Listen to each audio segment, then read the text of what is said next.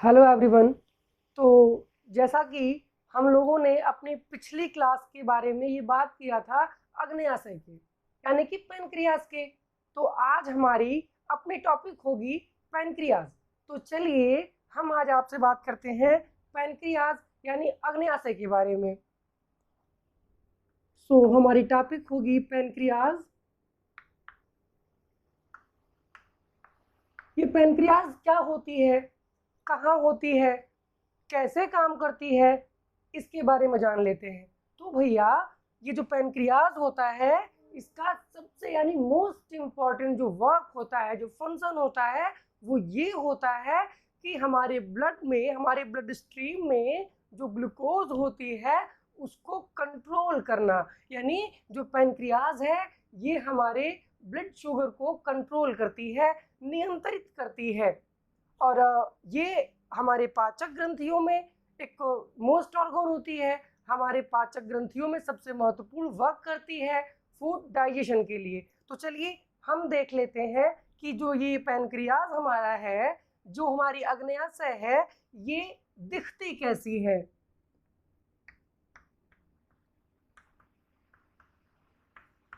ये दिखती कैसी है, होती कहाँ है। तो भैया हम आपको यह बता देना चाहते हैं कि जो अग्न्याशय होती है ये हमारे बॉडी में उदर गुहा में यानी पेट के नीचे, फिर डायफ्राम के नीचे, उदर गुहा में डायफ्राम के नीचे पाई जाती है। चिपटी होती है, चॉकलेट कलर की होती है, चॉकलेटी कलर की होती है। क्या बात है भाई, ये बात तो आप नहीं भूलेंगे। चलिए तो जान लेते हैं। जो अग्न्याशय होती है ये उदर गुहा में पाई जाती है और चॉकलेटी होती है, पत्ती की तरह होती है। जो इसकी लंबाई होती है मेरे बॉडी में, जो इसकी लेंथ होती है वो 12 से 15 सेंटीमीटर होती है। तो पहले हम लोग देख लेते हैं कि ये दिखती कैसी है, कैसी होती है। ये हो गया हमारा पैनक्रियाज।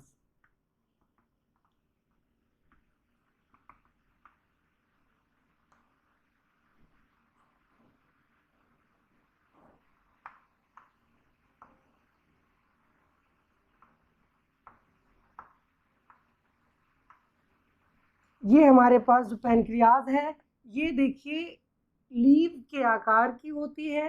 अभी हम सब लोगों ने बात किया कि जो पैनक्रियाज होती है वो कैसी होती है, लीव के आकार की होती है यानी पत्ती की नुमा होती है। पत्ती कैसी होती है भैया, चिपटी होती है। ये कैसी होती है, चिपटी होती है। ये पैनक्रियाज है, चॉकलेट कलर की होती है और चिपटी होती है। हम लोगों ने क्या बात किया, ये जो पैनक्रियाज है इसकी लंबाई कितनी होती है, 12 से 15 सेंटीमीटर होती है। और ये किससे जुड़ी हुई होती है, डियोडिनम से। ये डियोडिनम से जुड़ी होती है। डियोडिनम क्या होता है, तो डियोडिनम में ग्रहणी होती है जो कि स्टमक यानी आमाशय के बाद आने वाला दूसरा ऑर्गन होता है। उस ऑर्गन से जुड़ा हुआ होता है, कनेक्टेड होता है हमारा पैनक्रियाज। और ये जो पैनक्रियाज है ये 3 पार्ट में, 3 भागों में विभाजित होता है। अब बहुत सीधी सी बात है, 3 भागों में होगा तो क्या क्या पाया जाएगा, हेड होगा, बॉडी होगी, टेल होगी। क्या क्या चीजें होंगी, हेड होगा, बॉडी होगी, टेल होगी। यानी पहले इसके सर का भाग होगा, फिर इसके शरीर यानी बीच का भाग होगा, फिर क्या होगा, टेल होगा यानी इसके पूंछ का भाग होगा। तो हम लोग देख लेते हैं कि इसमें हेड कहाँ है, बॉडी कहाँ है और टेल कहाँ है। तो ये देख ले, ये होता है इसका हेड, ये होती है इसकी बॉडी और ये होती है इसका टेल। हमने क्या पाया कि जो पैनक्रियाज है ये मनुष्य के उदर गुहा भाग में पाई जाती है। इसका सबसे मेन वर्क, सबसे महत्वपूर्ण एक कार्य होता है, वो क्या होता है, ब्लड में शुगर को यानी ग्लूकोज को मेंटेन करना, नियंत्रित करना। जैसा कि देखिए हम लोग सुने होते हैं गांव में, घर में, या फिर बूढ़े लोगों को, पर बूढ़े लोगों को तो छोड़िए, आज तो कॉमनली लगभग यंग एजर को, एडल्ट को भी ऐसा होने लगा है ना। क्या होता है कि उनमें ग्लूकोज की मात्रा ब्लड स्ट्रीम में बढ़ने लगती है। लोग कहते हैं भैया उनको शुगर हो गया है। तो शुगर होता कैसे है, तो ये जो शुगर को कंट्रोल करने का वर्क होता है वो हमारी पैनक्रियाज करती है। वो कैसे करेगी, अभी हम सब आज इस टॉपिक में पूरी बातें कर लेते हैं। तो देखें, ये हमारी पैनक्रियाज है। पैनक्रियाज की जो बॉडी होती है, जो पैनक्रियाज ऑर्गन होता है, ये 3 पार्ट में यानी 3 भागों में डिवाइड होता है। हमारा पहला भाग क्या होता है, हेड, दूसरा पार्ट क्या होती है, बॉडी, और तीसरा पार्ट क्या होता है, टेल यानी पूंछ। अब देखें, हम बात कर लेते हैं इसके सभी ऑर्गन्स के या फिर ऑर्गेनल्स के नाम के बारे में। तो देखिए, इसमें कुछ चीजें होती हैं जो कि कॉमनली आपके बाइल डक्ट्स में आती हैं और आपके पैनक्रियाटिक डक्ट्स में आती हैं, और ये आपका होता है डिओडिनम।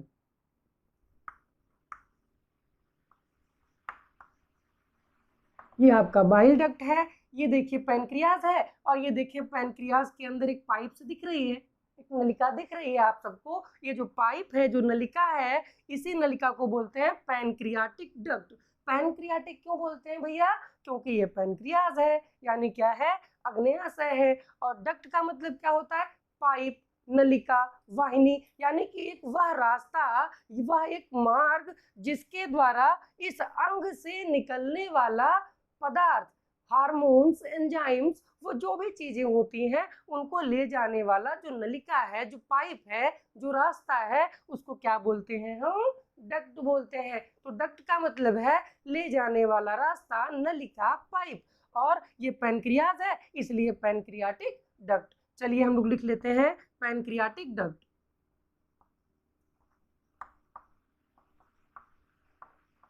ये हो गई हमारी बाइल डक्ट। ये देख लीजिए, ये अपने पास बाइल डक्ट है, और ये क्या है, गॉल ब्लैडर है।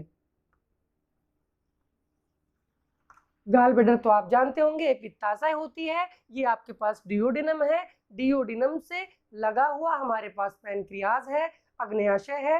हम सब आग्नेयाशय के बारे में बात कर रहे हैं। अब हम बात कर लेते हैं कि ये जो पैनक्रियाज होती है इसकी लंबाई कितनी, जैसा कि अभी हमने आप लोगों को बताया है कि इसकी लेंथ भैया कितनी होती है, 12 से 15 सेंटीमीटर।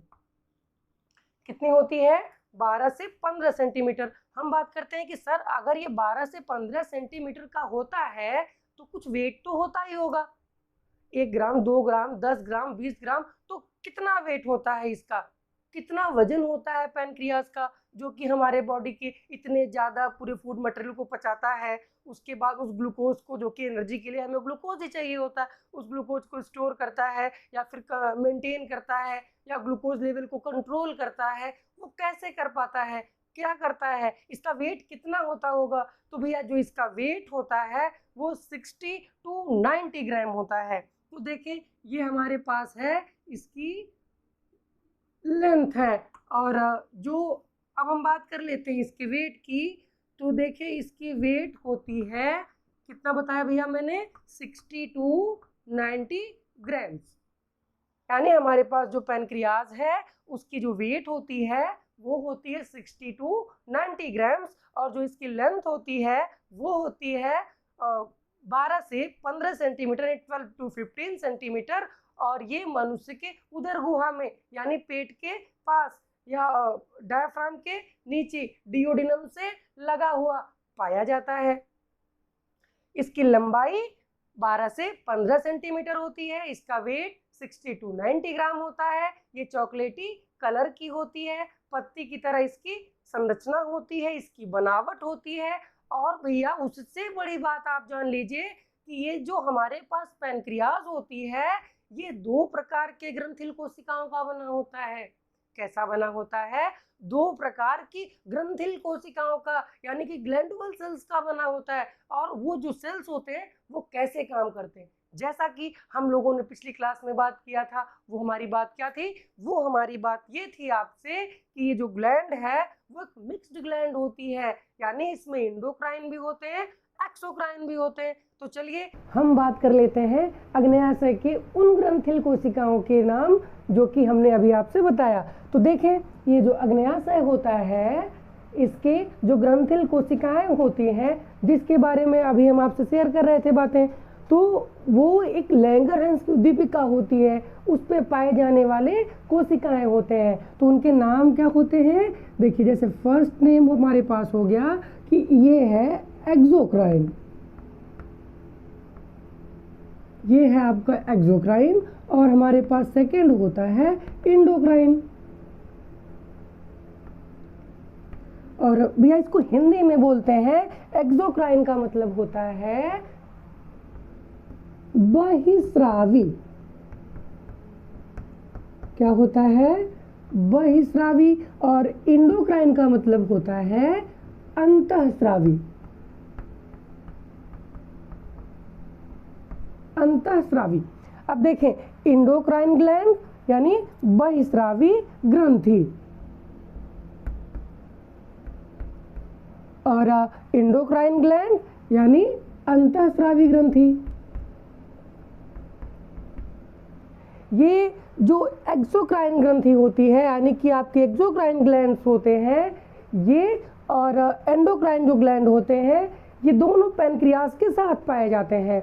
यही वजह है, इसीलिए ये जो मेरे पास अग्न्याशय होता है इसे हम क्या कहते हैं? मिश्रित ग्रंथि। क्या कहते भैया? मिश्रित ग्रंथि कहते हैं। क्योंकि देखें, अंतःस्रावी, बहिस्रावी, इंडोक्राइन, एक्सोक्राइन, और उससे बड़ी बात ये हो गई कि ये हार्मोन्स, ये जो है हार्मोन्स, एंजाइम्स और प्रोटीन्स, एक ही ऑर्गन से, एक ही अंग से भैया ये हार्मोन्स, एंजाइम्स, प्रोटीन्स सारी चीज़ें देते हैं और एक साथ वर्क भी करते हैं। अब हम जान लेते हैं कि जो मेरे पास एक्सोक्राइन ग्लैंड होती है यानी बहिस्रावी ग्रंथि होती है, और जो एंडोक्राइन ग्लैंड यानी कि अंतःस्रावी ग्रंथि होती है, ये काम कैसे करती है, कैसे निकलते होंगे इसके प्रोडक्ट, कैसे जाता होगा, कहाँ पहुँचता होगा, क्या काम करता होगा, तो चलिए हम जान लेते हैं। देखिए लिखा हुआ है एक्सो। अब कॉमन सेंस की बात है कि एक्सो यानी हम लोग एग्जिट, कंपेरिजन टू वर्ड अगर हम लोग बात करें आपसे, आप तो समझ रहे हैं ना, एक्सो यानी बाहर की बात, जैसे कि हम कह लें एग्जिट होना यानी बाहर, इंडो यानी इन यानी अंदर की बात। तो देखें कि ये एक्सोक्राइन है और बहिस्रावी है, यानी जो इसके मटेरियल होंगे, जो इसके प्रोडक्ट होंगे, जो इसके हार्मोन्स, एंजाइम्स, प्रोटीन्स होंगे, वो कहाँ जाएंगे? बाहर की तरफ। और जो एंडोक्राइन है हमारे पास, जो अंतःस्रावी है, अंतः का मतलब अंदर, ये शरीर के अंदर स्रावित होते होंगे। तो अब हम जान लेते हैं कि जो बहिस्रावी होती है इसे बाहर जाना है, तो बाहर जाने का तो रास्ता होगा। तो भैया जो ये बहिस्रावी ग्रंथि होती है ये नलिका युक्त होती है। कैसी होती है? ये होती है नलिका युक्त, ये नलिका युक्त होती है। और जो होती है इंडोक्राइन ग्लैंड यानी अंतःस्रावी, ये नलिका विहीन होती है, यानी इसमें कोई रास्ता नहीं पाया जाता कि इसे कहीं जाना तो है नहीं, किसी मेन वे, किसी ऐसे प्लेस पर जहाँ इसे जाना हो दूर का रास्ता। ये बॉडी के अंदर बॉडी ऑर्गन्स के लिए वर्क में आती है, इसलिए ये अंतःस्रावी होती है और इसको ले जाने के लिए कोई नलिका नहीं होती, ये नलिका विहीन होती है। अब हम जान लिए क्या चीज़ कि जो मेरे पास एक्सोक्राइन ग्लैंड है वो कैसी होती है? नलिका युक्त होती है। जो एंडोक्राइन होती है वो क्या होती है? नलिका विहीन होती है, यानी इसमें जो है वो नलिकाएं नहीं पाई जाती। जो एक्सोक्राइन होती है उसमें नलिकाएं पाई जाती हैं। अब हम इसके बाद ये लिख लेते हैं हम सब, क्या? नलिका विहीन। अब भैया हम सब बात कर लेते हैं कि ये काम कैसे करती है, कैसे काम कर पाती होगी। इतने सारे फंक्शंस हैं, एक ऑर्गन है ना। तो चलिए हम सब अब जान लेते हैं कि जो मेरे पास एक्सोक्राइन ग्लैंड होती है, तो ये देखिए हमारे पास आ गए एक्सोक्राइन ग्लैंड्स। जो एक्सोक्राइन ग्लैंड्स होते हैं भैया, इस पे जो पिंडक पाए जाते हैं, इसकी जो लैंगरहैंस द्वीपिका होती है, जो इसके आइट्सलैंड्स होते हैं, उसके अंदर जो सेल्स पाई जाती है, जो इसके अंदर कोशिकाएं होती हैं, वो कोशिकाएं 90% कैसी होती हैं? एक्सोक्राइन के फॉर्म में काम करती हैं। यानी जो मेरे पास पैनक्रियाज है, जो मेरे पास पैनक्रियाज है, यानी कि जो हमारा अग्न्याशय है, अग्न्याशय में एक्सोक्राइन ग्लैंड के कितने सेल्स पाए जाते हैं? Above to 90%। कितना भैया? 90%। और ये जो 90% हमारे पास एक्सोक्राइन ग्लैंड यानी कि नलिका युक्त प्रकार के काम करने वाली कोशिकाएं होती हैं, ये करती क्या है? तो एक बार हम आपको थोड़ा पीछे याद दिलाना चाहते हैं कि हमने आपसे क्या बताया था भैया कि ये हमारी एसोफेगस होती है और देन ये हमारा लीवर होता है और देन ये स्टमक है, ये डिओडिनम है, यहाँ पेनक्रियाज है। इसके बाद क्या आती है? स्मॉल इंटेस्टाइन आती है ना, कोई दिक्कत तो नहीं भैया ना? चलिए बहुत अच्छी बात है। तो हम जान गए कि हमारे पास क्या है, ये एसोफेगस है, यहाँ आगे वो जो है कि ऊपर हमारे पास माउथ है, माउथ से एसोफेगस से फूड कहाँ आया? स्टमक में आया, डिओडिनम में आया, कहाँ जाएगा? स्मॉल इंटेस्टाइन में। हम बात किस चीज़ की कर रहे हैं? पैनक्रियाज की। तो देखें हमारे पास जो पैनक्रियाज है वो एक्सोक्राइन ग्लैंड की हम सब बात कर रहे हैं। और जो एक्सोक्राइन ग्लैंड होती है ये कैसी होती है? नलिका युक्त होती है। और इस नलिका युक्त ग्लैंड में 90% सेल्स कैसे होते हैं पैनक्रियाज में? एक्सोक्राइन के। तो कैसे होंगे? नलिका युक्त होंगे। तो जो नलिका युक्त है तो इससे निकलने वाले जो प्रोडक्ट होंगे हमारे, जो मेरे मटेरियल होंगे, वो जाते कहाँ होंगे? क्या भैया? बात तो बहुत सही है कि अगर ये नलिका वाला है, ये जो ऑर्गन है, इससे जो निकलने वाले प्रोडक्ट हैं अगर वो नलिका वाले हैं तो भाई पाइप से जाएगा, किसी रास्ते से जाएगा, तो जाएगा कहाँ? और जहाँ जाएगा वहाँ काम क्या करेगा, है ना? तो चलिए हम सब आज जान लेते हैं कि जो मेरे पास एक्सोक्राइन ग्लैंड होती है उससे निकलने वाले जो मटेरियल होते हैं, जो पदार्थ होते हैं, वो जाते कहाँ हैं और काम क्या करते हैं। तो ये देखें हम लोग जान गए, क्या जान गए? कि जो एक्सोक्राइन ग्लैंड के निकलने वाले प्रोडक्ट होते हैं, मटेरियल्स होते हैं, पदार्थ होते हैं, वो भैया हमारे चले जाते हैं पैनक्रियाटिक जूस से निकल करके स्मॉल इंटेस्टाइन में। ये होते क्या हैं? ये होते हैं पैनक्रियाटिक जूसेस। ये जाते कहाँ हैं? स्मॉल इंटेस्टाइन में। यानी भैया ये जो हमारा अग्न्याशयी रस है, ये जो हमारे पास अग्न्याशयी रस है, ये कहाँ जाता है? छोटी आंत में। कहाँ जाता है भैया? छोटी आंत में चला जाता है। छोटी आंत में जाके करता क्या होगा, है ना? तो छोटी आंत में जाकर के इसका बहुत छोटा सा वर्क होता है। क्या बात है? छोटी सी आंत, छोटा सा वर्क। लेकिन देखिए ये छोटा सा वर्क बहुत ही इम्पोर्टेंट होता है, मोस्ट इम्पोर्टेंट होता है, बहुत ही महत्वपूर्ण योगदान होता है इसका। किस चीज़ में हम बात कर रहे हैं? फूड डाइजेशन की। तो भैया उसी फील्ड में बात होगी, उसी क्षेत्र में बात होगी। तो फूड डाइजेशन के लिए बहुत ही महत्वपूर्ण कार्य करता है, वर्क करता है। क्या करता है? यह कार्बनिक पोषक पदार्थों को पचा देता है। क्या करता है? कार्बनिक पोषक पदार्थों को पचा देता है। कौन पचा देता है? अग्न्याशयिक रस से निकलने वाला जो पदार्थ होता है, छोटी आंत में जा करके वहाँ कार्बनिक पोषक पदार्थों को पचाता है। चलिए तो हम लोग लिख लेते हैं कि पैनक्रियाटिक जूस यानी अग्न्याशयिक रस स्मॉल इंटेस्टाइन में जा करके क्या करता है भैया? कार्बनिक पोषक पदार्थों को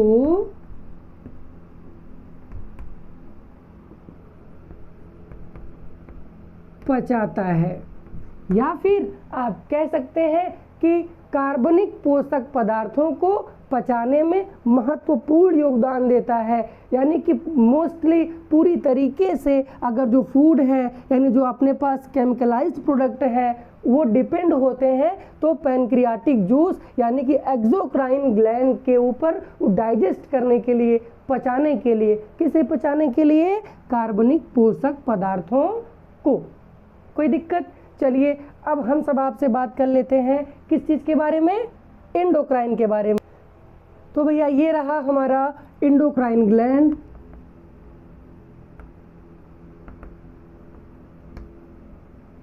ये हमारे हैं इंडोक्राइन ग्लैंड। यानी इंडोक्राइन का मतलब क्या होना चाहिए भैया? इंडोक्राइन का सेंस ये होगा कि इंडोक्राइन यानी अंदर, इंडोक्राइन यानी अंदर। तो हम लोग लिख देते हैं अंतःस्रावी ग्रंथि। क्या भैया? अंतःस्रावी ग्रंथि। चलिए बहुत अच्छे, ये हो गई अंतःस्रावी ग्रंथि, है ना। हमारे पास एंडोक्राइन ग्लैंड यानी अंतःस्रावी ग्रंथि। तो ये बता दें हम आपको एक बार फिर से कि एक्सोक्राइन जो हमारे पास थे, यानी कि जो हमारे पास एक्सोक्राइन था उसके जो निकलने वाले मटेरियल थे वो कितने परसेंटेज थे? 90। तो अब भैया बहुत सिंपल सी बात है कि एंडोक्राइन का कितना होगा? 10%। मिला कितने हो गए? 100। बात तो 100 में ही की जाती है ना। तो चले, अब हमने देखा कि पैनक्रियाटिक जो जूस होता है उसके एक्सोक्राइन ग्लैंड से 90% कोशिकाएं जो रिलीज करने वाली जो कोशिकाएं होती हैं 90% करती हैं, जो कहाँ जाती है? स्मॉल इंटेस्टाइन में। और जो एंडोक्राइन ग्लैंड इंडोक्राइन ग्लैंड्स होती हैं ये अंतःस्रावी ग्रंथि होती है और कितने करते हैं? 10% करते हैं। और ये जो 10% हमारे पास रिलीज करने वाले ये अंतःस्रावी ग्रंथि मटेरियल रिलीज करते हैं, ये इनमें कुछ हार्मोनल चीज़ें होती हैं। जैसे कि अब हम बात कर लेते हैं कि पैनक्रियाज जो मेरा है, जो मेरा ऑर्गन पैनक्रियाज है, इसमें कौन कौन से सेल्स पाई जाती हैं और वो जो सेल्स होते हैं वो कैसे कैसे वर्क करते हैं। तो देखें जो मेरे पास पैनक्रियाज है, ये जो भैया पैनक्रियाज है ये तीन प्रकार की कोशिकाएं इसमें पाई जाती हैं। कितने प्रकार की? 3 प्रकार की कोशिकाएं पाई जाती हैं। तो हमारा जो कोशिका है उसमें हम लोग बात कर लेते हैं कि कौन सी कोशिका का क्या नाम है और उनसे क्या चीज़ें निकलती हैं, क्या चीज़ें रिलीज होती हैं, किन चीज़ों का वो स्राव करता है। तो भैया देखें ये हमारा हो गया पहला, जिसे हम बोलते हैं अल्फा कोशिका, जिसे हम बोलते हैं अल्फा कोशिका। और जो सेकंड है हमारा उसे हम बोलते हैं बीटा कोशिका। और जो हमारे पास तीसरा होता है उसे हम बोलते हैं गामा कोशिका। अब देखिए भैया अल्फा बीटा गामा, अब ये अल्फा बीटा गामा क्या चीज़ें हैं, ये निकालती क्या होंगी? तो भैया ये जो अल्फा बीटा गामा कोशिका है ना वो एक हार्मोन्स निकालती हैं। तो उन हार्मोन्स के नाम भी हम लोग जान लेते हैं। तो देखें जो अल्फा होती है, जो बीटा होती है, जो गामा होती है, ये क्या क्या चीज़ें देती होंगी। तो अल्फा से भैया निकलता है ग्लूकेगॉन। क्या निकलता है? ग्लूकेगॉन। ग्लूकेगॉन क्या होता है भैया? एक हार्मोन होता है। क्या होता है? एक हार्मोन होता है। अब देखें हम बात कर लेते हैं बीटा कोशिका की। तो जो बीटा कोशिका होती है ये क्या करती होगी? तो बीटा कोशिका से भैया निकलता है इंसुलिन। क्या निकलता है? इंसुलिन। ये भी एक हार्मोन है। देखिए जैसा कि हमने सुना होगा कि लोगों में शुगर डायबिटीज़ की बीमारी हो जाती है, होती है ना, किसी को बहुत ज़्यादा हो जाती है तो वो एक इंजेक्शन लेते हैं, एक दवा लेते हैं। वो लेते क्या है? तो भैया वो क्या लेते हैं? इंसुलिन लेते हैं। अब हम आपको फिर अभी कुछ देर में इसके बाद वाली टॉपिक में ये बता देते हैं कि ये इंसुलिन क्या काम करता है, जो कि शुगर हो जाने पे हम इंसुलिन लेना पड़ता है, या डायबिटीज़ बढ़ जाने पे इंसुलिन लेना पड़ता है, या इसकी कमी हो जाने से हमें डायबिटीज़ हो जाती है। ऐसा क्या होता है हम लोग अभी बात करते हैं। अब हम बात कर लेते हैं कि गामा कोशिका है ये क्या निकलती होगी। तो भैया जो गामा कोशिका है ये सोमैटोस्टैटिन हार्मोन रिलीज करती है। क्या?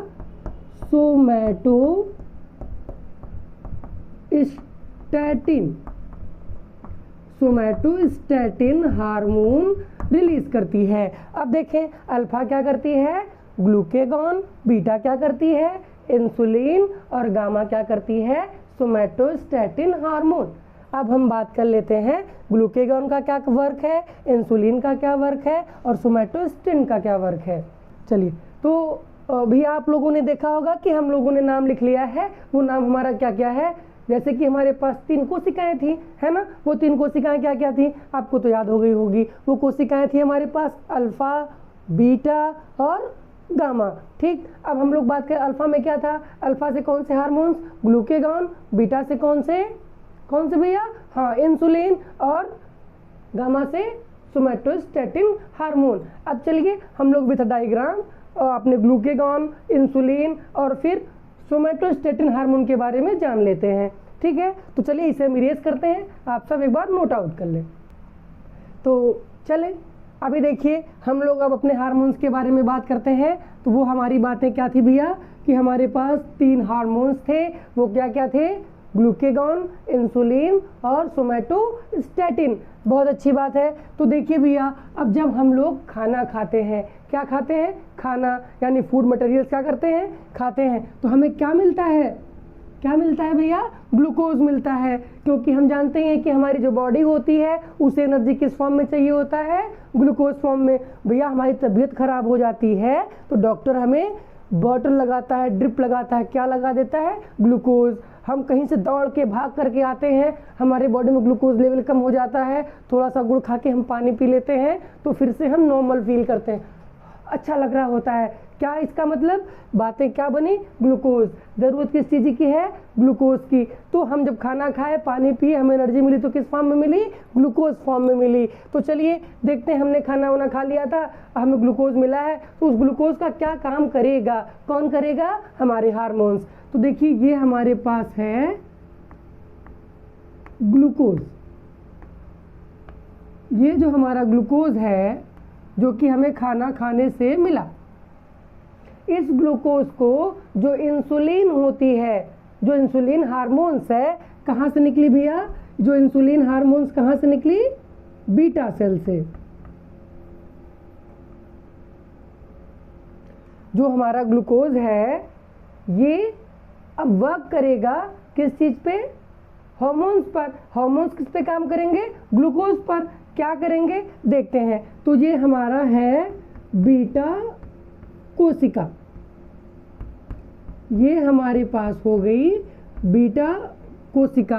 कोई दिक्कत, अब भैया बीटा कोशिका जो हमारी होती है ये क्या करती है, क्या करती भैया, एक हार्मोन्स रिलीज करती है। उस हार्मोन्स का नाम क्या है, क्या नाम है, इंसुलिन। इस हार्मोन्स का नाम है भैया इंसुलिन। अब ये जो इंसुलिन है ये हमारे ग्लूकोज को क्या करती है, स्टोर कर लेती है। किस फॉर्म में स्टोर कर लेती है, ग्लाइकोजन के फॉर्म में। किसको करती है, ग्लूकोज को।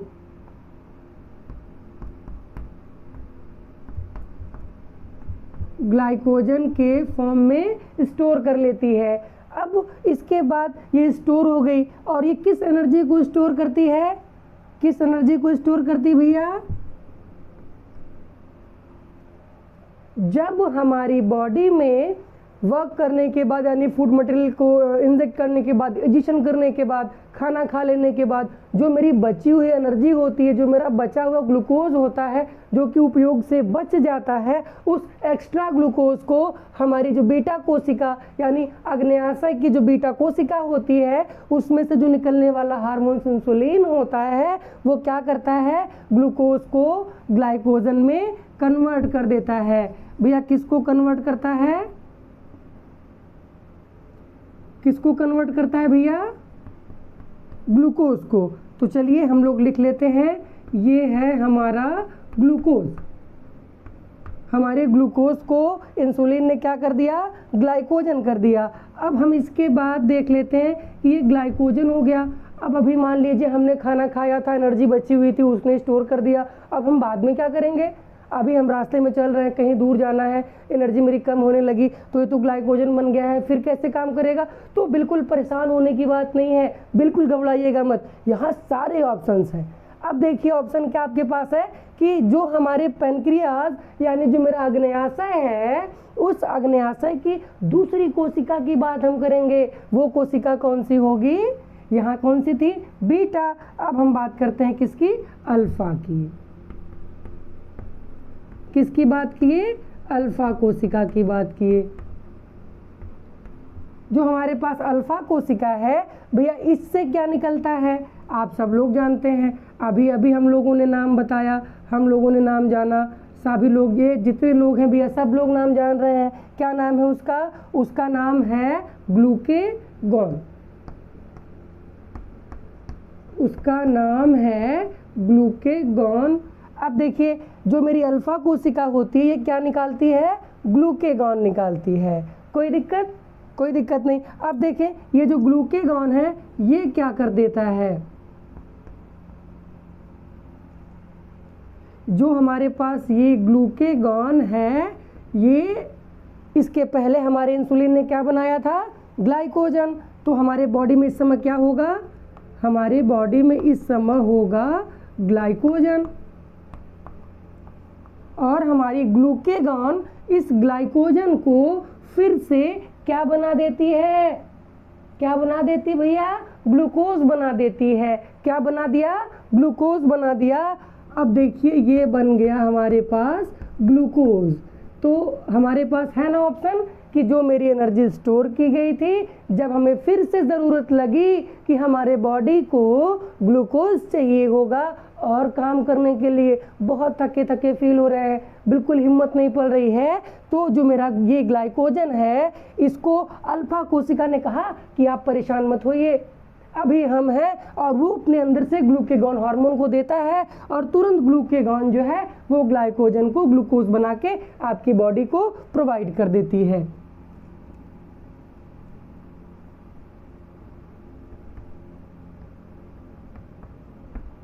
आपकी बॉडी को प्रोवाइड हो गया। तो ये हो गई हमारी साइकिल। किस किस की साइकिल हो गई भाई? एक हो गई हमारे पास बीटा सेल्स की, और एक हो गई अल्फा सेल्स की। और इन सेल्स ने हमारे लिए किया क्या? एक ने दिया इंसुलिन और दूसरे ने क्या दिया? ग्लूकेगॉन। Have any problem? कोई दिक्कत है भैया? कोई दिक्कत नहीं। चलिए, बेहतर, तो हम इन बातों को जान लिए। अब इस चीज़ को आप नोट आउट कर लें, और अब हम बात करते हैं अपने तीसरे हार्मोन्स के बारे में, जिसका नाम क्या है? सोमैटोस्टैटिन। क्या हम देखते हैं सोमैटोस्टैटिन हार्मोन्स के बारे में। आज हम लोग सोमैटोस्टैटिन हार्मोन्स के बारे में जान लेते हैं और हमारी पैनक्रियाज की टॉपिक खत्म हो जाती है। तो चलिए, अब इन्हीं शब्दों के साथ हम लोग देखते हैं सोमैटोस्टैटिन हार्मोन्स के बारे में। तो सब लोग साथ हैं ना? चलिए, ये हो गया हमारा सोमैटोस्टैटिन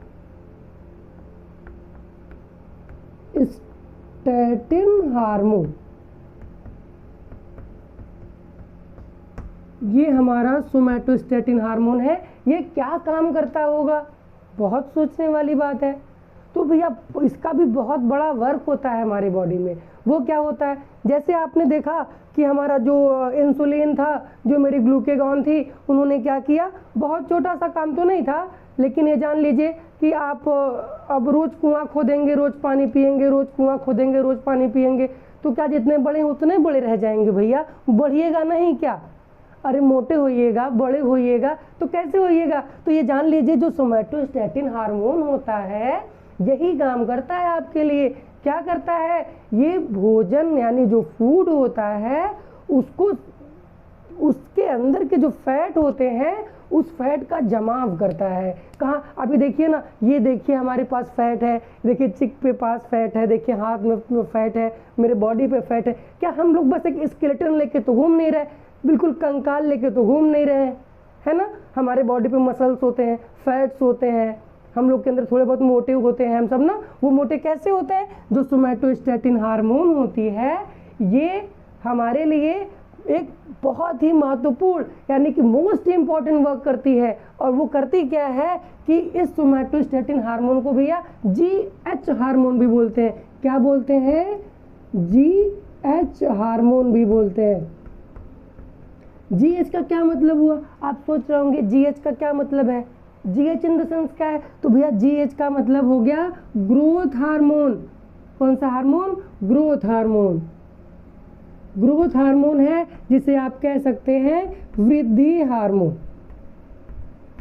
तो भैया ये हो गया हमारा वृद्धि हार्मोन, यानी कि इससे हम बढ़ते हैं। और दूसरी चीज़ जो सोमैटोस्टेटिन होती है, इसके साथ साथ एक आपके पास जो है कि ग्रेलिन नाम के प्रोटीन भी बनते हैं। क्या बनते हैं? ग्रेलिन नाम के प्रोटीन बनते हैं। वो प्रोटीन क्या काम करता होगा, है ना? सोचने वाली बात है। अभी तो हम हार्मोन्स की बात कर रहे थे, अब बीच में मैं प्रोटीन्स की भी बात कर रहा हूँ। ऐसा कैसे हो सकता है? तो भैया इसीलिए तो इसे मिक्स ग्लैंड कहते हैं, इसीलिए तो इसे मिश्रित ग्रंथि कहते हैं, क्योंकि हार्मोन्स, प्रोटीन्स, एंजाइम्स ये सब चीज़ें आपको देता है और आपके बॉडी पे अच्छे से वर्क भी करता है, काम करता है। तो क्या काम कर रहा है कि इसमें क्या पाई गई भैया? अभी मैंने बताया कि इसमें ग्रेलिन प्रोटीन पाई जाती है।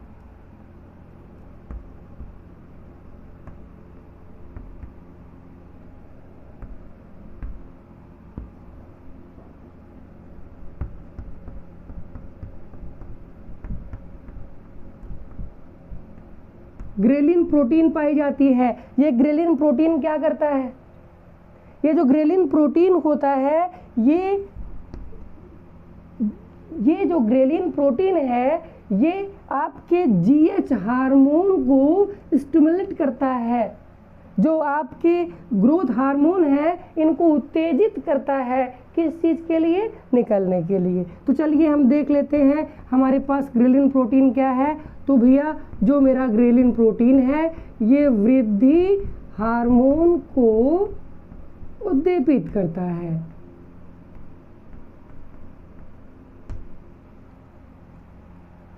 किस चीज़ के लिए?